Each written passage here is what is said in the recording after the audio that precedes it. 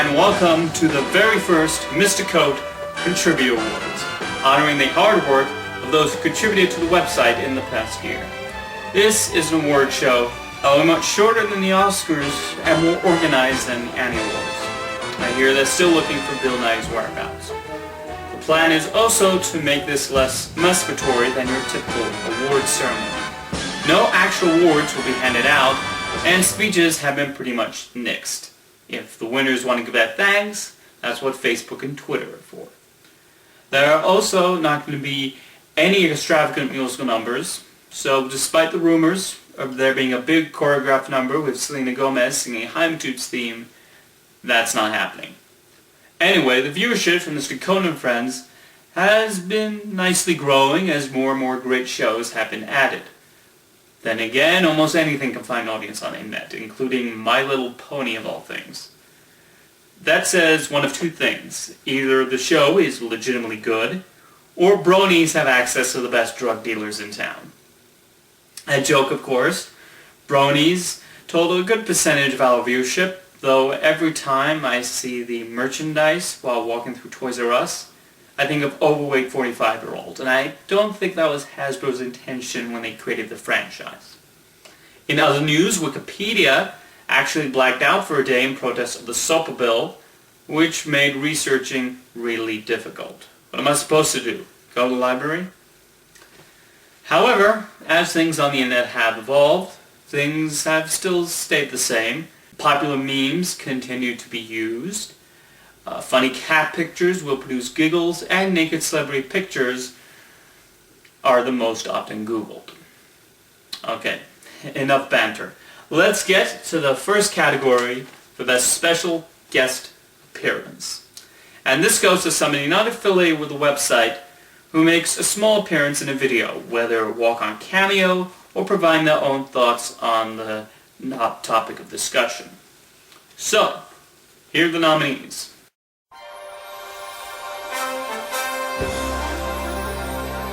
Alex the D in Vaulting, A Vaulting Christmas Carol Part 1.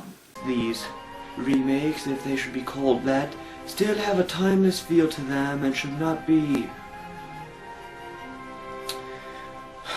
You know what? Screw it. Why am I doing this pointless cameo? I don't even get to play one of the ghosts in this cheaply made trilogy.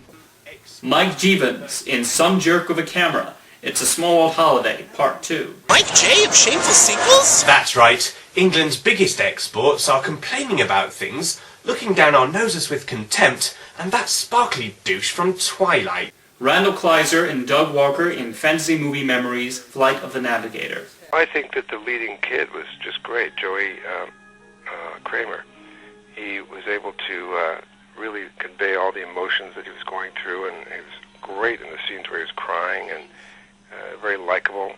The music's great because it's both dated and timeless in a strange way. You listen to it, you know what time period it came from. Oh, this sounds like the 80s. But it also sort of creates its own strange sound that you didn't hear much back then, you don't hear much now. Sidney Ben Simons in Face Nelson, Jesse's Go Review.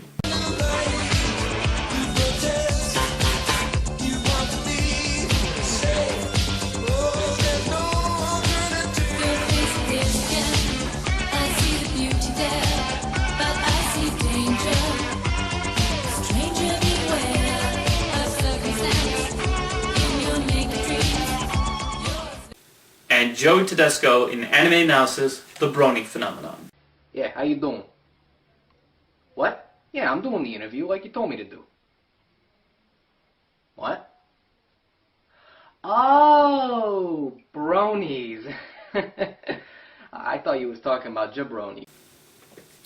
Okay, and the best special guest appearance goes to Randall Kleiser and Doug Walker for Fantasy Movie Memories. Congratulations.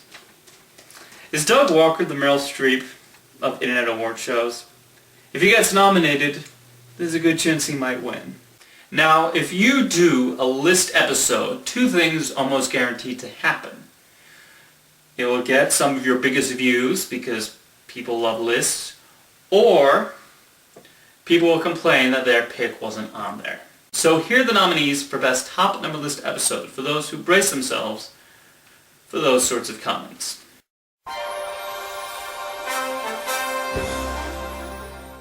Animated Analysis, the top 8 offensive cartoons. Number 6, Goldilocks and the Jivin' Bears. With a title like that, you know you're in for something horrible.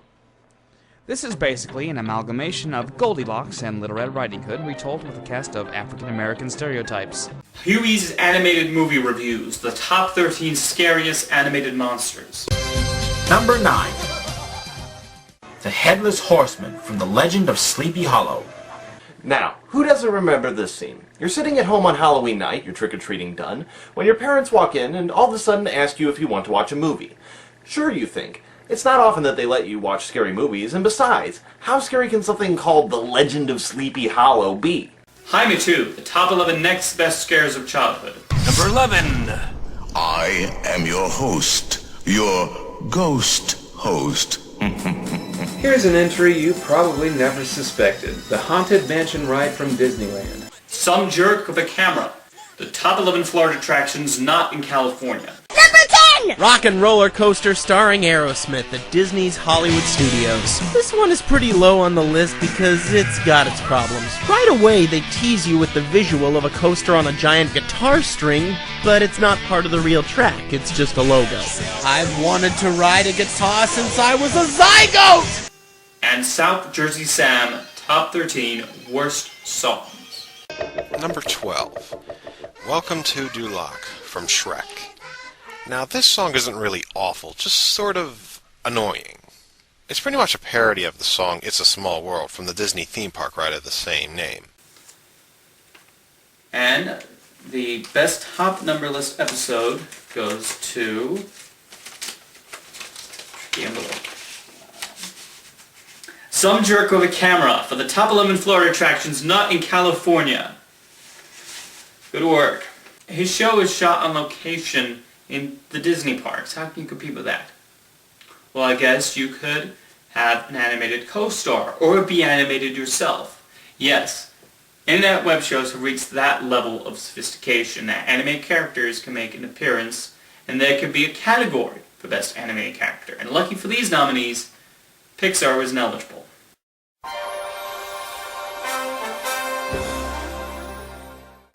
With the ultimate goal of bringing bad computer-animated films to the world, Count CGI tired endlessly to break the often positive host of Huey's Animated Movie Reviews. I've been watching your reviews since you've started. With every computer-animated film that has been released, you've continued to enjoy them all, even the ones with mediocre animation. I have been working all my life to make audiences miserable, and I have been feeding off their misery. But you just keep things in a positive perspective, and it just makes me sick to my stomach. An adorable ball of childlike glee, New Track co-hosts Animated Analysis with Stefan and provides a more innocent counterpart whose creator's more cynical outlook. No, he doesn't mean it. He's totally joking. No, I'm not. You bronies out there are a danger to society, and quite frankly, you also creep me out. I'm not with him, Internet, so please don't Okay, hurt seriously. They're on the Internet. What on earth can the Internet do to me? Piloting the rebel taxi, Pan Pizza provides his snarky remarks on the latest Cartoon Network shows that the network has to offer and his beloved Teen Titans. Now, before my sick obsession with Cartoon Network and ponies ruined my life, I had a bitter hatred for today's cartoons.